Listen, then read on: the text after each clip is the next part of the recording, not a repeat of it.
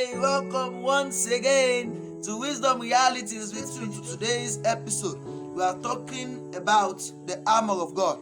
Yeah, the last episode we talked about the armor of God. Today we continue the armor of God, putting on the armor of God.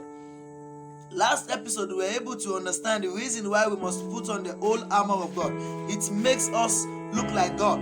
When we step into battle, the enemy are confused. They think it's God, and then we win. The armor of God are made of truth, righteousness, peace, the gospel of peace, the shield of faith, the helmet of salvation, the sword of the spirit, and prayer. You cannot use the armor of God without prayer. Hallelujah. So the armor of God is activated through prayer. So how is this activated? Let me explain. Praying always with all prayer and supplication in the spirit, watching thereunto with all perseverance and supplication for all the saints. Listen very, very carefully, brethren. Prayer is what activates the armor of God. Through your prayer, we get to know if you believe that you are putting on the armor of God or not. When you step into the place of prayer, do you pray with the armor, or you put the armor in a corner? You know, there is somebody who wants to pray. You want to ask God for something, and then this person opens his mouth and says, God, I know I'm unholy. I know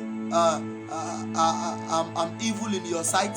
That kind of person has lost the breastplate of righteousness, because if he has the breastplate of righteousness, the armor of God, he would know that he is holy and he is righteous.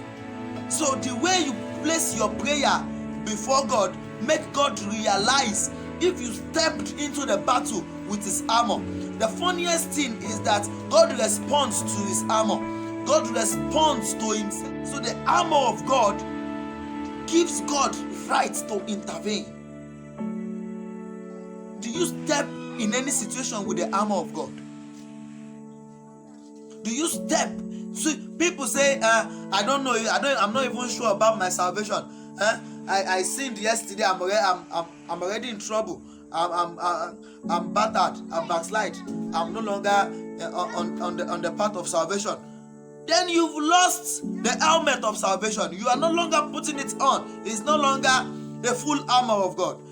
If you are putting on the full armor of God, you should know that your helmet of salvation is there. Remember, it is not your armor. It is the armor of God.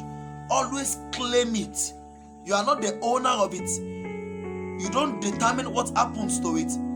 The only thing you determine is if you are wearing it or not. Determine to always put on the armor of God whenever you step into any situation.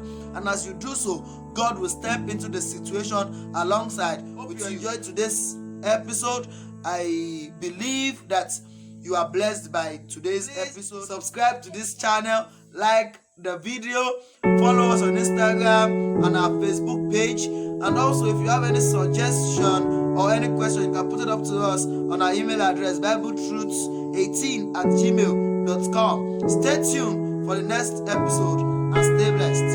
Thank you so much.